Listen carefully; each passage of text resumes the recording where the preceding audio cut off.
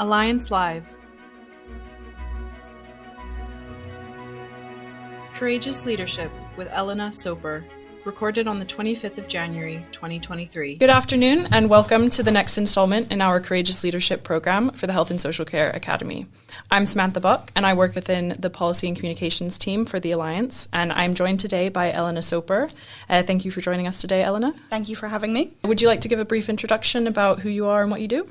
Hi, I'm Elena Soper. I'm the National Programmes Manager at the Young Women's Movement, and I'm also the Director of the Empower Project, a guide leader, and on the campaign group Exeter Chiefs for Change.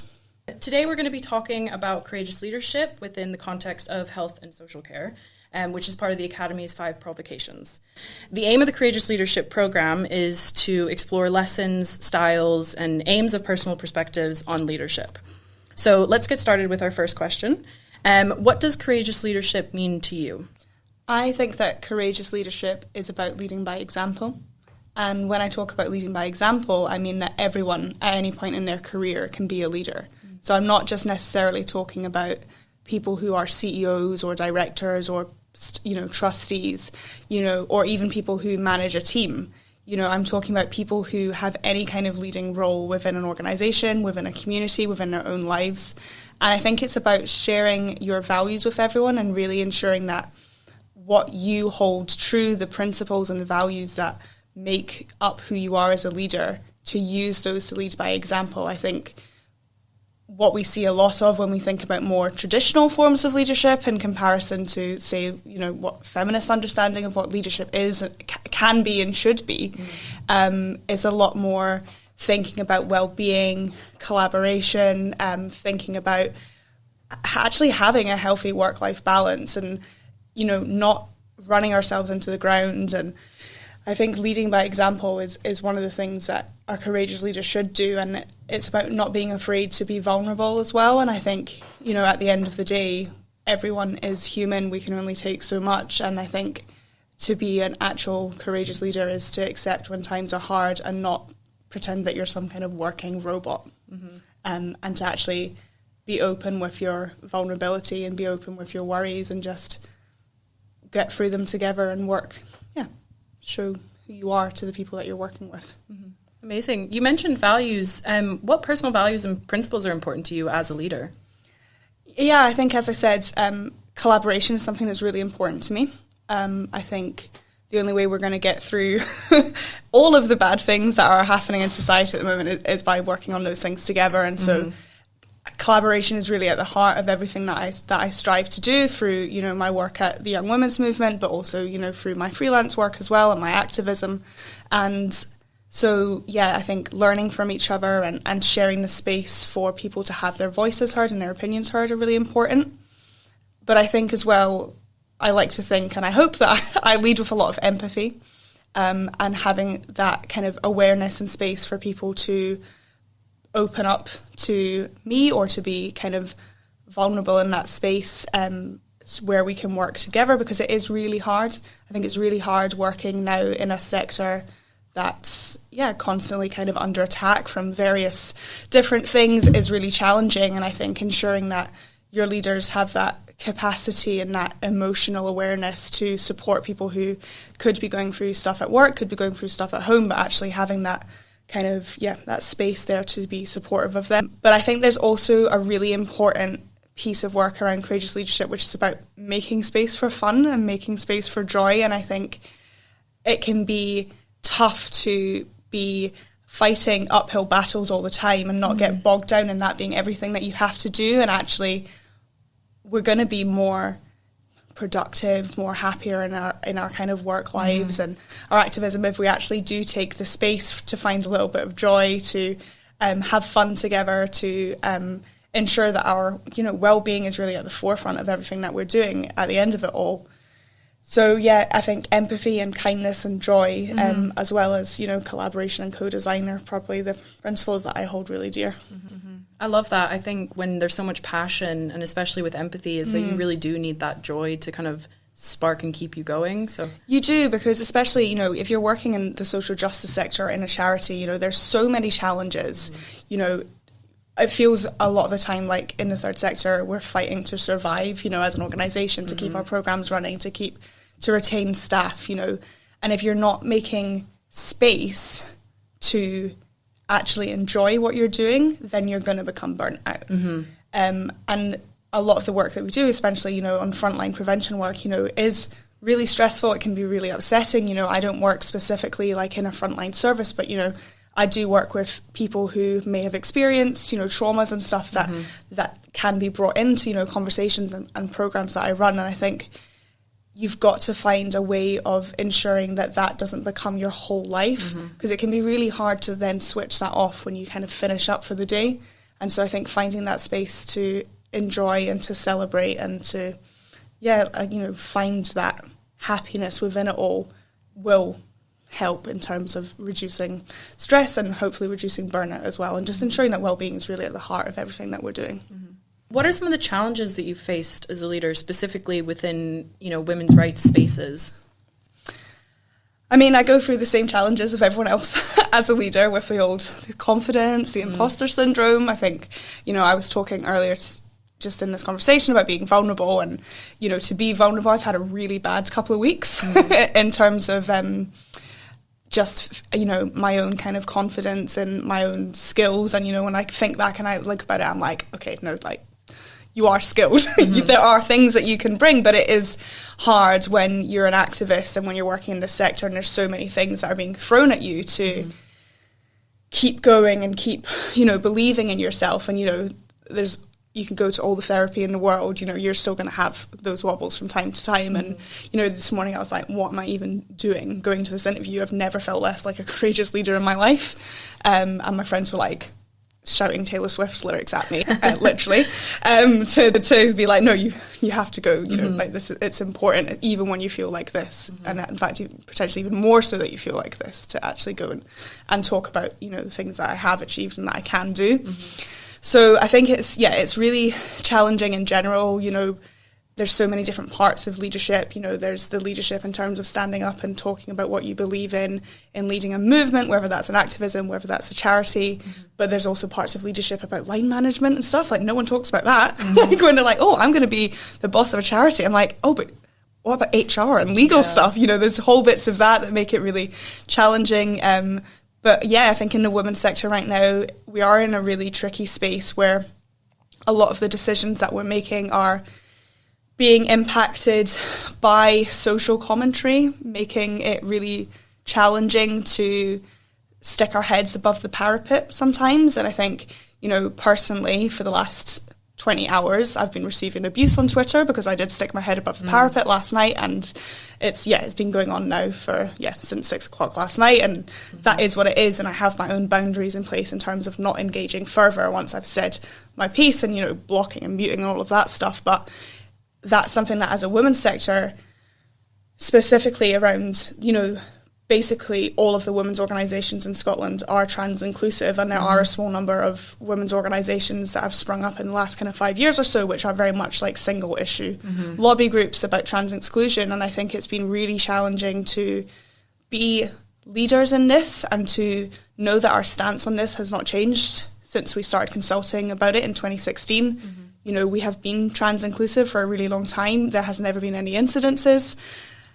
But to have that then thrown back at you, not just on online abuse, you know, there was an article in the paper last week saying that gender lobbyists receive millions from SNP, was the headline. And so it's really hard when you feel like you are doing really good work, but every time you want to shout about what you're doing, or if you want to advertise a new piece of work that you're doing, there's always this thing now in the back of our head saying, what do we do if this happens? And so now it's a case of like, now we have to have a policy in place to be like, if this happens online, what's the safeguarding? How can we ensure the well-being of our staff? Is it better to just not say anything? And I think that's been really challenging in terms of being a leader in the women's sector. Yeah, I can imagine how hard it is. And I think there will be so many people that are, you know, can echo the same things that you're saying. In terms of the challenges that you guys are facing at the moment, and especially you specifically as a leader, is there anything that you find has kind of helped you overcome these challenges? Yeah, I think there's a lot of strength that we've taken from each other. I think that there's a real kind of sense of solidarity and community that's kind of grown amongst all of this, which I think has been hugely beneficial, and, you know, is maybe in some ways has actually brought us closer together as a sector, because we all know that if it's not our organisation that week, it's probably going to be another one. And you know, so I think we've got through it together, and we're going to, with everything that's happened in Westminster and with Section 35, you know, this is something that we will continue getting through together. And I think a lot of it as well is actually ensuring that we are prioritising well-being, so not just talking the talk and saying I'm prioritising well-being, but actually making changes to ensure that there's well-being in the heart of what we do. So, for example, at the Young Women's Movement, we moved to a 4-day week. So we've been working a 4-day week since 2021, I think. So, yeah, we've been doing a 4-day week for, it'll be 2 years this summer, which is absolutely amazing. And so even that, just having that kind of 3 days, you know, break between my day job has been, you know, really good. And all of the kind of evaluation that we've done on that showed how beneficial it's been for the whole organisation. And then, I think also finding the places for joy. And I have to keep saying this because I think we can find ourselves so completely wrapped up in what we're doing. And, you know, I had a meeting with my work coach this morning where I was talking to her. I was like, I'm just feeling a bit overwhelmed and a bit powerless about the state of the world. And, you know, she was the one that was like, well, we need to think about actually what can you have control over and what can't you have control over. And so actually then setting in boundaries about, yes, I'm furious and I'm so upset, but actually me as an individual saying something online is not going to change anything. But if that's something I want to take further, you know, do I have the capacity to build that into a campaign? Like, do I want to join a campaign group, an activist group? You know, thinking about our boundaries and ensuring that, trying to switch off from stuff out with work and, you know, doing stuff like, and I know people always do it, taking your emails off your personal phone. I did it like 18 months ago and it's literally a life changer. So doing that. And then, also just, I think it's really important to celebrate the wins when they do come. I think that's probably the biggest thing that I've learned is when you're choosing to be in a sector, which I guess it's funny to think about when you want to work in a charity, because the ultimate aim of the charity is not to need to exist anymore, right, if you think about it. But you know that in reality that's not going to happen. So you've got to take every single win as it comes and celebrate it, because otherwise you're just going to get totally exhausted looking at the state of things, and that's not a place that anyone wants to be in. So, for me it's about community and solidarity, and also taking the time to celebrate when we do win and to give that its due rewards. Okay, so you mentioned boundaries, and I think that's extremely important, especially with everything that's going on. And what do you think are some of the key issues facing the third sector at the moment? Apart from everything that I've said, I think and in terms of the third sector at the moment, I think there really needs to be a large discussion about funding, because I think, you know, we're a relatively small organisation. We're completely reliant on funding, and when that funding disappears, you find yourself in a situation where you have to make sudden changes to things, and actually it's quite terrifying for organisations to be so solely reliant on funding rather than having kind of like diverse income streams. But then it's really hard, because if we want to have diverse income streams, you know, we're going to have to hire someone else to kind of come in and do that. And what does that even look like? You know, how can we diversify that so we get more sustainable, unrestricted core funding so that we can actually grow and build and do what we want without looking to see the money that's available and trying to fit what we want to do into what their parameters are. And I think just in general, there's just so much in society, I think, at the moment that's really impacting the work that charity does. There's this kind of almost like pushback on intersectionality, this pushback on kind of, I guess they would call it like woke organisations, which for me seems to just be being against general human decency from what I can tell. And I think it's really hard, you know, to have all of your work under this microscope where people, you know, question the value of what it is that you're doing, and should things be better spent elsewhere. And I think, yeah, that's just general society thing now, where we do seem to be seeing this kind of shift into people being a lot more individualistic. And I think that's really hard when you're trying to, you know, work in communities and stuff who are really seeing the brunt of that. And then there's just things like the cost of living crisis, which isn't just affecting, you know, the people that we work with, it also affects our staff. And, you know, in the third sector as well, you know, we all know that our jobs are really dependent on the funding that we have. So if people are wanting to buy houses, if people are wanting to, you know, raise children and they're not getting that financial stability from the third sector, I think we are going to see a kind of loss of talent into more secure jobs, and secure jobs that probably are much less stressful. And so I think there's just, yeah, I think unfortunately, you know, when you're, you know, at university, you're like, I'm going to work for charity and I'm going to change the world. But then actually the realities of working in the third sector is it's really hard, and you're kind of so reliant on very small pots of money that, it's really challenging to, I think, keep taking everything on all of the time. Which is why you need to find the good things and celebrate them, because that will kind of warm your heart to know that you are doing good and right things, and that people are being positively impacted by the work you do. What advice would you give to your younger self and others starting out in the third sector? I went for an interesting route into the third sector. So I didn't come to the third sector straight from university. I stayed on at a supermarket, and for which a job that I got when I was 16 that I worked at for uni, and then when I left uni I couldn't get a job, so I stayed there for another 3-4 years, and then from there I went and I worked at a political communications organisation, kind of doing events and working with like editorial staff.